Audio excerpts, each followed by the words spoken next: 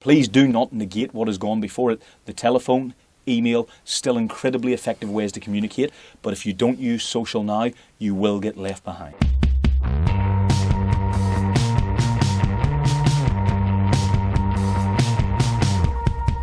Welcome back. I'm here again with John Dougan, Intrepid Sales Detective, writer and blogger on sales effectiveness. Welcome back, John. Thank you, John. John, in our last discussion, you talked about methodology and process, and particularly process associated with the buying journey or the buyer process, and how we need to engage right through that process, both from a marketing and a sales point of view. That really touches on this modern day subject of social selling. What do you think about social selling? What does it mean to you? I hate the term, I've got to tell you, because I don't think we sell via social media, but I'm sure we engage by it. Tell me a little bit about your thoughts on that. John, you're spot on. Firstly, social has arose simply because sellers and marketers need to engage the buyer earlier on. We know that they're a significant way through their process, as we discussed. So social is one component that allows us to engage them earlier.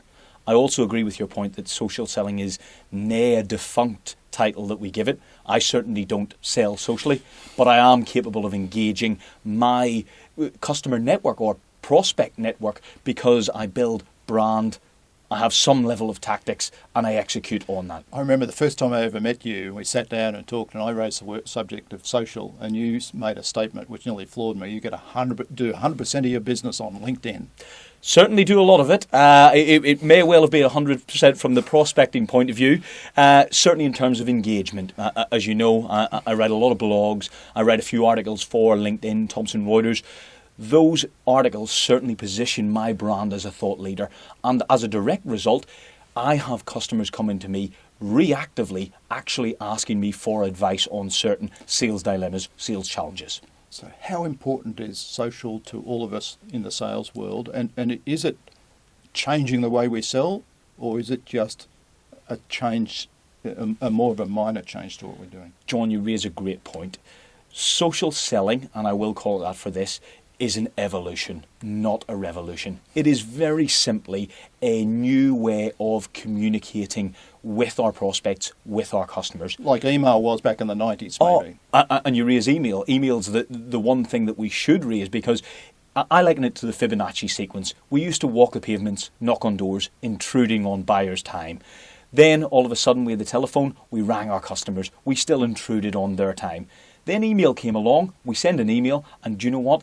It's the first time that a buyer actually reads it and processes that information, if they do, on their own time. Now, what social is a fantastic component of all of that.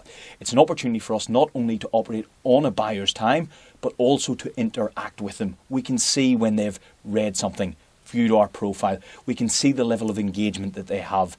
Then, of course, we can reach out with a compelling prospecting message based on what they've seen. So, is it something we should all embrace, or is it something that a lot of us, and it's happening in the background where it's really not that important to us?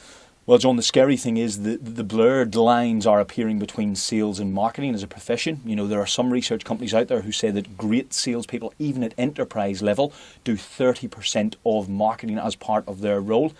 Therefore, if you do want to engage customers when they're in relative status quo or when they're not actually buying, they will be susceptible, in which case you can use social as a component to engage them.